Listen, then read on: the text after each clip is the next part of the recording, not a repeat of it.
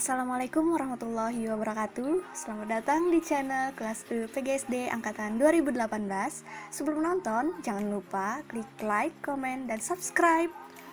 Perkenalkan, kami dari kelompok 8 yang beranggotakan Ainul Yuda, Ayu Agustina, Siti Rahmah, Siti Rahmatina, dan Zahratun Aisyah. Kami di sini akan mempresentasikan makalah kami yang berjudul Penilaian Autentik dalam Pembelajaran pada mata kuliah Perencanaan Pembelajaran yang diampu oleh Ibu Yayuk Hartini MPD. Selamat menyaksikan. Assalamualaikum warahmatullahi wabarakatuh. Perkenalkan, nama saya Ayu Agustina, nomor absen 47. Di sini saya akan menjelaskan mengenai pengertian penilaian autentik dan karakteristik dari penilaian autentik. Baiklah, langsung saja. Yang pertama adalah pengertian penilaian autentik. Penilaian merupakan suatu proses sistematis dalam pengumpulan, analisis, dan penafsiran informasi untuk menentukan seberapa jauh seorang peserta didik dapat mencapai tujuan pendidikan. Nurgiantoro, 2011, halaman 22. Istilah autentik dapat berarti sekaligus menjamin objektivitas, nyata, benar-benar hasil dari tampilan peserta didik, akurat dan bermakna. Adapun untuk penilaian autentik sebenarnya sudah lama dikenal dalam dunia pendidikan.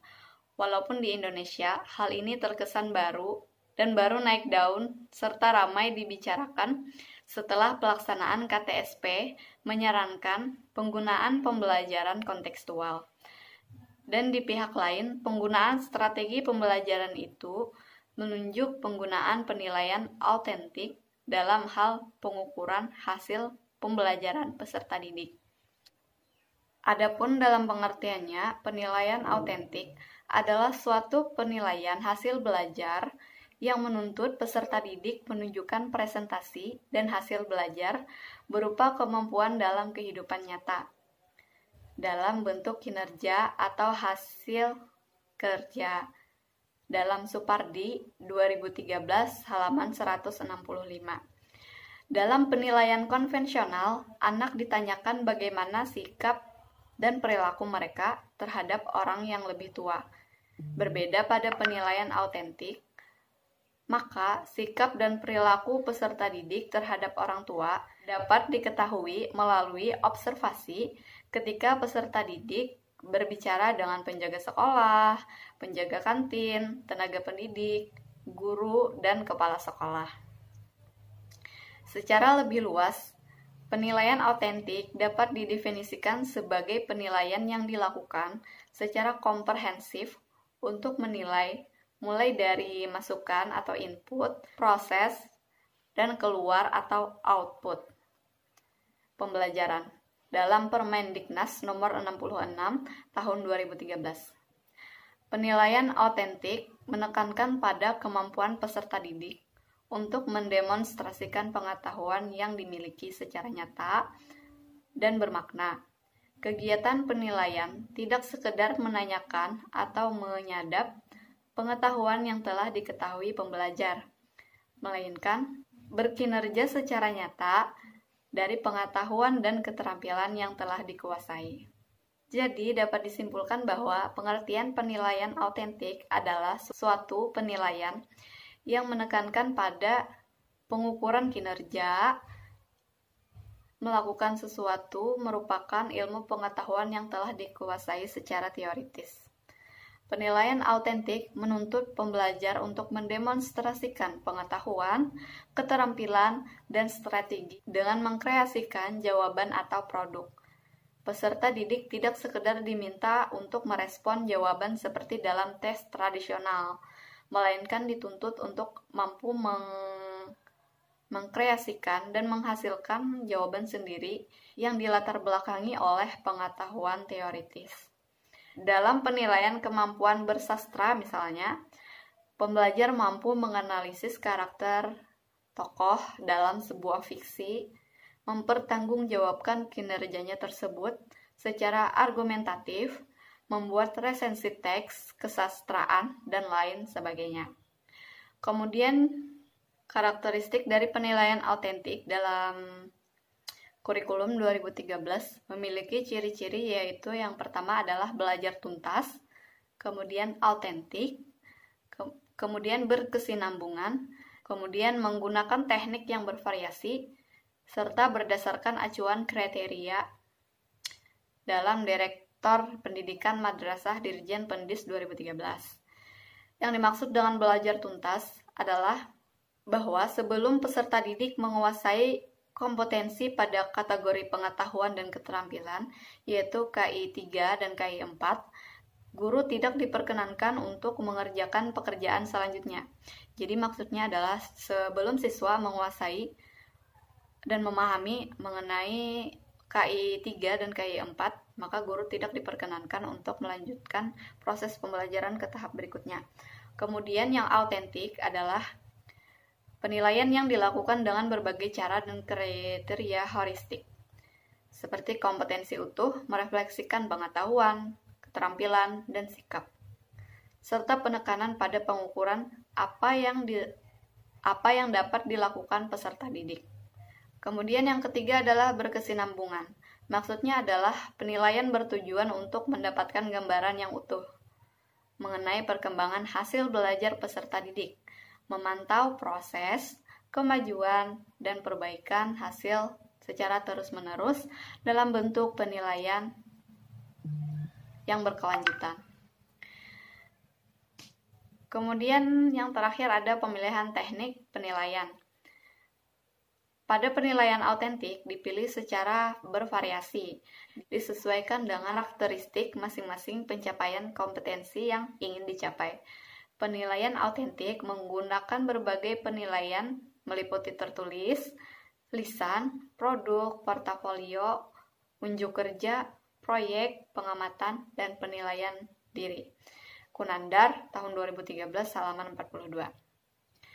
Adapun karakteristik dari penilaian autentik, yang pertama adalah bisa digunakan untuk formatif dan sumatif. Artinya, penilaian autentik dapat dilakukan untuk mengukur pencapaian kompetensi terhadap satu atau beberapa kompetensi dasar, formatif, maupun pencapaian kompetensi terhadap standar kompetensi dan kompetensi inti dalam satu semester, yaitu sumatif. Yang kedua, mengukur keterampilan informasi, bukan mengingat fakta. Artinya, penilaian autentik itu bertujuan untuk mengukur pencapaian kompetensi yang menekankan aspek keterampilan atau skill dan kinerja atau performance, bukan hanya mengukur kompetensi yang sifatnya mengingat fakta, yaitu hafalan dan ingatan saja. Yang ketiga, berkesinambungan dan terintegrasi. Artinya, dalam melakukan penilaian autentik harus secara berkesinambungan atau terus-menerus dan merupakan satu kesatuan secara utuh sebagai alat untuk mengumpulkan informasi terhadap pencapaian kompetensi peserta didik. Yang keempat, dapat digunakan sebagai feedback. Artinya, penilaian autentik yang dilakukan oleh guru-guru dapat digunakan sebagai umpan balik terhadap pencapaian kompetensi peserta didik secara komprehensif. Sekian penjelasan dari saya. Selanjutnya akan dilanjutkan oleh teman saya. Terima kasih. Selanjutnya ada pengembangan penilaian autentik. Yang pertama ada penentuan standar. Standar dimaksudkan sebagai sebuah pernyataan tentang apa yang harus diketahui dan dilakukan pembelajar. Standar dapat diobservasi dan diukur ketercapaiannya. Istilah umum yang dipakai di dunia pendidikan di Indonesia untuk standar adalah kompetensi sebagaimana terlihat pada KBK dan KTSP. Di kurikulum tersebut dikenal adanya istilah standar kompetensi lulusan dan kompetensi dasar. Kemudian selanjutnya ada penentuan tugas autentik. Tugas autentik adalah tugas-tugas yang secara nyata dibebankan atau harus dilakukan oleh pembelajar untuk mengukur pencapaian kompetensi yang dibelajarkan. baik ketika kegiatan pembelajaran masih berlangsung maupun ketika sudah berakhir. Selanjutnya ada pembuatan kriteria. Kriteria merupakan pernyataan yang menggambarkan tingkat capaian dan bukti-bukti nyata capaian belajar subjek belajar dengan kualitas tertentu yang diinginkan. Kriteria lazimnya juga telah dirumuskan dalam pelaksanaan pembelajaran. Dalam kurikulum berbasis kompetensi, kriteria lebih dikenal dengan sebutan indikator. Kemudian ada pembuatan rubrik. Rubrik dapat dipahami sebagai sebuah skala penyekoran yang dipergunakan untuk menilai kinerja subjek didik untuk tiap kriteria terhadap tugas-tugas tertentu. Rubrik dipergunakan untuk menentukan tinggi rendahnya capaian kinerja peserta didik. Dalam sebuah rubrik terdapat dua hal pokok yang harus dibuat, yaitu kriteria dan tingkat capaian kinerja tiap kriteria tadi. Selanjutnya ada langkah-langkah dalam menciptakan penilaian autentik. Yang pertama ada mengidentifikasi standar seperti tujuan umum atau goal. Standar merupakan pernyataan yang harus diketahui dan dapat dilakukan siswa, tetapi ruang lingkupnya lebih sempit dan lebih mudah dicapai daripada tujuan umum. Biasanya standar merupakan satu pernyataan singkat yang harus diketahui atau mampu dilakukan oleh siswa pada poin tertentu. Jadi standar ini maksudnya adalah pada saat kita melakukan pembelajaran, hal apa yang harus didapatkan oleh peserta didik atas pembelajaran yang kita lakukan tadi. Itu menjadi minimal manfaat yang didapatkan oleh peserta didik. Kemudian yang kedua adalah memilih suatu tugas autentik.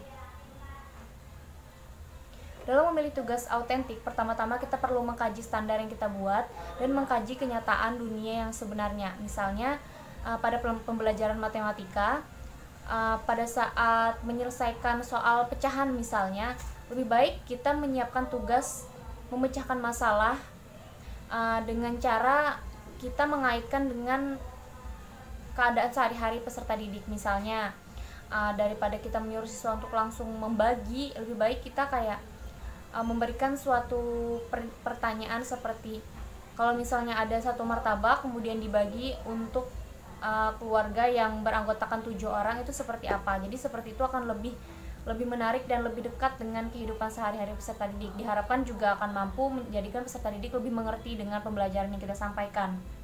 Kemudian yang ketiga, mengidentifikasi kriteria untuk tugas. Yang pertama ada contoh-contoh kriteria. Contoh sejumlah indikator dalam urutan atau mengamat dengan mikroskop, yaitu mengatur pencahayaan melalui penggunaan cermin. Yang kedua, menempatkan objek di atas lubang pada meja mikroskop. Yang ketiga, mengatur posisi lensa objektif atau perbesaran rendah tepat di atas lubang dengan objek tersebut dengan jarak kira-kira setengah senti di atasnya. Kemudian menempatkan salah satu mata atau dengan kedua mata terbuka pada lensa okuler sambil memutar pengatur kasar di belakang. Mengatur penempatan objek sambil tetap melihat di bawah mikroskop, memutar revolver yang merupakan tempat melekatnya lensa objektif sehingga lensa objek berukuran lebih tinggi tepat di atas objek yang sedang diamati. Yang ketujuh, memutar pengatur halus perlahan-lahan dengan mata tetap mengamati melalui lensa okuler. Yang kedelapan, memperhatikan objek yang sudah ditemukan atau menggambar objek yang ditemukan. Contoh sejumlah indikator tidak dalam urutan atau tidak dalam matematika, yaitu ketepatan kalkulasi, ketepatan pengukuran pada model skala, label-label pada model skala, organisasi kalkulus, kerapian menggambar, dan kejelasan keterangan atau eksplanasi. Selanjutnya ada karakteristik suatu kriteria yang baik. Jadi kriteria yang harus kita tentukan itu juga haruslah kriteria yang dibutuhkan oleh peserta didik kita. Yang pertama, kriterianya yaitu dinyatakan dengan jelas dan singkat, jadi tidak berbelit-belit. Yang kedua, pernyataan tingkah laku dapat diamati. Yang ketiga, ditulis dalam bahasa yang dipahami siswa. Jadi kita harus menulis dalam bahasa yang ringan, yang tidak sulit untuk siswa mengerti apa yang kita ucapkan. Jadi jangan terlalu menggunakan bahasa yang tinggi.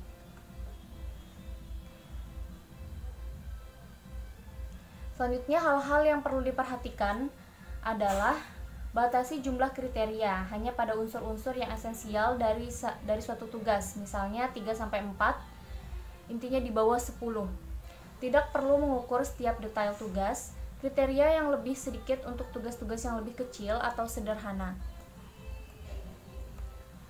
Contohnya, tuliskan 3 kriteria bagi seorang petugas laboratorium yang baik.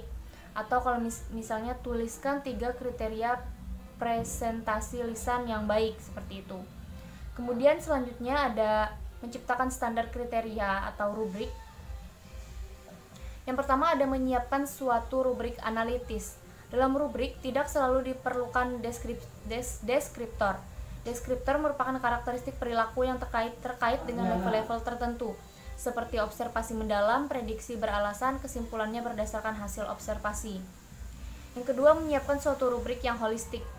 Dalam rubrik holistik dilakukan pertimbangan seberapa baik seseorang telah menampilkan tugasnya dalam mempertimbangkan kriteria secara keseluruhan. Kemudian yang terakhir adalah mencek rubrik yang dibuat.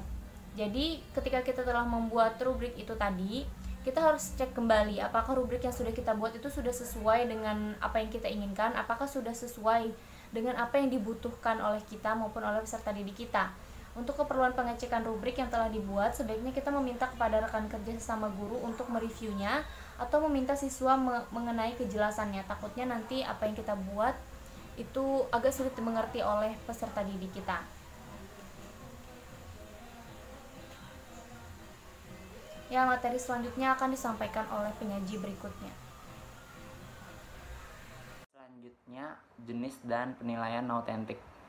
Yang pertama ada penilaian kinerja. Penilaian kinerja ialah peserta didik yang diamati dan dinilai bagaimana mereka dapat bergaul, bagaimana mereka bersosialisasi di masyarakat, dan bagaimana mereka menerapkan pembelajaran di kelas dalam kehidupan sehari-hari. Yang kedua, penilaian proyek. Penilaian proyek atau project assessment merupakan kegiatan penilaian terhadap tugas yang harus diselesaikan oleh peserta didik menurut periode atau waktu tertentu. Penyelesaian tugas yang dimaksud berupa investigasi yang dilakukan oleh peserta didik, mulai dari perencanaan, pengumpulan data, pengorganisasian, pengolahan, analisis, dan penyajian data. Dengan demikian, penilaian proyek bersentuhan dengan aspek pemahaman mengaplikasikan penyelidikan. Yang ketiga ada penilaian portofolio. Portofolio adalah kumpulan tugas yang dikerjakan oleh peserta didik. Dengan demikian, dapat dikemukakan bahwa penilaian portofolio adalah penilaian terhadap seluruh tugas yang dikerjakan peserta didik dalam mata pelajaran tertentu. Penilaian portofolio dapat dilakukan bersama-sama oleh guru dan peserta didik melalui suatu diskusi untuk membahas hasil kerja peserta didik, kemudian menentukan hasil penilaian atau skor. Yang keempat ada penilaian tertulis. Penilaian tertulis ialah penilaian atas hasil pembelajaran.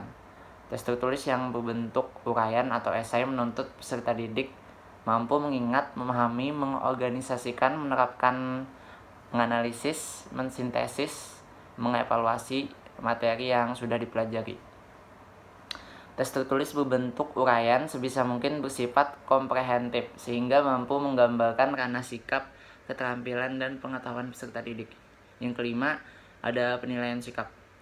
Objek sikap yang perlu dinilai dalam proses pembelajaran adalah yang pertama ada sikap terhadap mata pelajaran, yang kedua sikap terhadap guru atau pengajar, yang ketiga sikap terhadap proses pembelajaran. Yang keenam ada penilaian diri. Penilaian diri merupakan suatu teknik penilaian yang di dalamnya peserta didik mengemukakan kelemahan dan kelebihannya dalam pencapaian kompetensi baik pada ranah kognitif, afektif, maupun psikomotorik. Next. Ya, selanjutnya ada penyokoran tugas autentik. Sini ada tabel. Saya akan membacakan unsur-unsur dari tabel ini. Yang pertama ada no root atau no absen siswa, kemudian ada nama siswa, dan ada tabel A yaitu pemahaman dan ketepatan isi cerita, kemudian ada tabel B ketepatan organisasi teks, yang ketiga ada tabel C atau diisi ketepatan diksi, keempat ada tabel D ketepatan struktur kalimat, yang kelima ada tabel E yaitu tabel ejaan dan tata tulis, dan yang keenam ada F kebermaknaan penceritaan, dan di bawahnya ada Kolom yang berisi angka 1-5 itu ialah tingkat capaian kinerja atau tingkat kepastian. Kemudian ada tabel bintang-bintang S di bawah, pojok kanan bawah, yaitu simpangan baku dapat dihitung langsung dengan kalkulator. Cara menghitungnya akan dijelaskan oleh teman saya di slide selanjutnya. Baiklah, selanjutnya yang G, penghitungan tugas akhir. Nah, sebagaimana terlihat pada tabel sebelumnya yang telah dijelaskan oleh teman saya tadi, baru melibatkan satu macam tugas otentik saja. Nah, selama berlangsungnya kegiatan pembelajaran dalam satu semester, pasti ada banyak nilai yang seperti tadi. Maka, nilai-nilai tersebut haruslah dirangkum untuk dijadikan satu nilai yang dipandang sebagai nilai capaian tugas otentik atau nilai capaian pembelajaran. Nilai inilah yang akan dijadikan laporan capaian seorang peserta didik selama satu semester. Namun, dalam satu semester, peserta didik tidak hanya diukur kompetensi belajarnya lewat tugas-tugas otentik saja, melainkan juga ada ujian-ujian lain seperti ulangan umum pada akhir semester. Nilai akhir seorang peserta didik haruslah diperoleh dari semua tugas dan ujian yang dijalaninya, baik berupa tugas otentik maupun tes tradisional. Nah, penghitungan-penghitungan yang diperlukan yaitu yang pertama, penghitungan rata-rata hitung seluruh tugas otentik. Nah, jika guru rajin memberikan berbagai tugas otentik, seorang peserta didik pasti mempunyai berbagai nilai dari berbagai tugas otentik yang dikerjakannya. Maka, sebagai guru, kita memerlukan penghitungan rata-rata untuk memperoleh nilai akhir yang merangkum semua nilai siswa. Ini juga dilakukan pada pengukuran dengan tes tradisional lebih dari satu kali. Rumusnya adalah X sama dengan X1 tambah X2 tambah X3 dan seterusnya sampai Xn per N. X adalah rata-rata hitung, X1 adalah nilai tugas ke-1, X2 nilai tugas kedua, X3 nilai tugas ketiga, dan seterusnya. Nah, N artinya jumlah semua nilai tugas. Lalu yang kedua, penghitungan nilai akhir. Nilai akhir yang dimaksud di sini adalah nilai angka capaian kinerja seorang peserta didik dalam mata pelajaran tertentu. Nilai inilah dituliskan di rapot dan dilaporkan kepada para pemangku kepentingan. Nilai akhir haruslah merupakan rangkuman dan atau rata-rata hitung dari seluruh pengukuran yang dijalani oleh peserta didik, baik yang berupa tugas-tugas otentik, UTS maupun UAS. Nilai akhir merupakan cerminan capaian kinerja belajar peserta didik terhadap kompetensi yang dibelajarkan. Dalam kaitan ini, guru paling tidak memiliki 2 atau 3 nilai, yaitu nilai tugas otentik, nilai UTS, dan nilai UAS. Nilai tugas otentik dan nilai UTS dapat dianggap berbobot sama dan dapat pula dianggap lebih tinggi bobot nilai UTS. Alasannya, nilai UTS mewakili capaian kompetensi yang telah dibelajarkan sampai dengan saat itu. Hal itu membawa konsekuensi pada penghitungan nilai akhir. Adapun rumus untuk memperoleh nilai akhir yaitu nilai akhir sama dengan X tugas dalam kurung X tugas otentik ditambah X ulangan tengah semester tutup kurung ditambah 3 buka kurung nilai UAS tutup kurung per 5. Nah, contohnya peserta didik mempunyai rata-rata hitung nilai tugas otentik 8,0 dan rata-rata hitung nilai UTS 7,7 serta nilai UAS 7,5. Maka penghitungan nilai akhirnya adalah nilai akhir sama dengan 8,0 ditambah 7,7 ditambah 3 dikali 7,5 per 5 sama dengan 7,64. Nah, itu adalah penghitungan nilai akhirnya. Lalu selanjutnya, yang ketiga, penghitungan tugas akhir.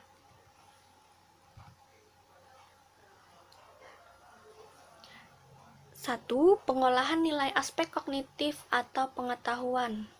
Secara singkat, pengolahan nilai aspek pengetahuan dilakukan dengan cara sebagai berikut. A. Setelah ulangan harian, UTS atau UAS dilaksanakan, guru memeriksa hasil pengerjaan peserta didik dan menilainya. Nilai ulangan harian digunakan sebagai dasar dalam menentukan proses pembelajaran berikutnya, apakah remedial, pengayaan, atau beralih ke materi berikutnya. Nilai ulangan harian, UTS, dan UAS merupakan unsur penentu nilai rapot peserta didik. Lalu yang B, penghitungan nilai capaian kompetensi peserta didik dalam satu semester dilakukan dengan langkah-langkah sebagai berikut. 1. Menghitung rata-rata nilai ulangan harian atau NH dari tes tulis, tes lisan, atau penugasan dalam setiap tema. 2. Menghitung nilai UTS atau NUTS dan nilai UAS atau NUAS. Yang ketiga, menghitung nilai akhir aspek pengetahuan yang diperoleh dari rata-rata NH, NUTS, dan NUAS. 4. Hasil penilaian aspek pengetahuan pada buku rapor berbentuk deskriptif kualitatif. 5. Ketuntasan minimal untuk seluruh kompetensi dasar pada kompetensi pengetahuan adalah 2,67 atau B-min. Yang keenam, penghitungan nilai pengetahuan menggunakan skala 0 sampai 100. Selanjutnya dikonversikan dengan skala 1 sampai 4 dan dikonversikan lagi ke nilai yang menunjukkan predikat berupa huruf. Selanjutnya akan dijelaskan oleh teman saya. Yang kedua, pengolahan nilai aspek keterampilan. Penilaian aspek keterampilan dilakukan dengan menggunakan format penilaian yang memuat aspek keterampilan yang dinilai dan diskor untuk tiap aspek. Berikut ini contoh pedoman penskoran dalam penilaian aspek keterampilan. Skor 1 berarti kurang, skor 2 berarti cukup, skor 3 berarti baik, skor 4 berarti baik sekali. Sama halnya seperti pada penilaian aspek lainnya, hasil penilaian atau penskoran dari penilaian praktik, proyek, dan portofolio dirangkum dan dijadikan dasar pembuatan nilai deskriptif kualitatif pada buku rapor. Yang ketiga, pengolahan nilai aspek afektif atau sikap. Penilaian aspek sikap melalui observasi dilakukan dengan menggunakan format penilaian. Nah, dalam format penilaian sikap ini memuat aspek dan skor. Peserta didik diberikan skor 1 jika aspek sikap yang dinilai belum terlihat, diberikan skor 2 jika mulai terlihat, diberikan skor 3 jika mulai berkembang, dan diberikan skor 4 jika sudah membudaya. Pengisian format penilaian dilakukan dengan mencantumkan tanda checklist pada kolom skor sesuai dengan hasil pengamatan. Dari format penilaian yang telah diisi, nilai diolah dengan cara sebagai berikut. Yang pertama, skor dari masing-masing aspek dimasukkan ke dalam rekap nilai aspek sikap sosial per tema dalam satu semester. Yang kedua, rekapitulasi hasil observasi sikap selama satu semester tersebut digunakan sebagai dasar untuk membuat nilai deskriptif aspek sikap yang akan dimuat pada buku rapor. Nah, itu tadi penjelasan dari kelompok kami. Terima kasih sudah menonton, semoga bermanfaat. Wassalamualaikum warahmatullahi wabarakatuh.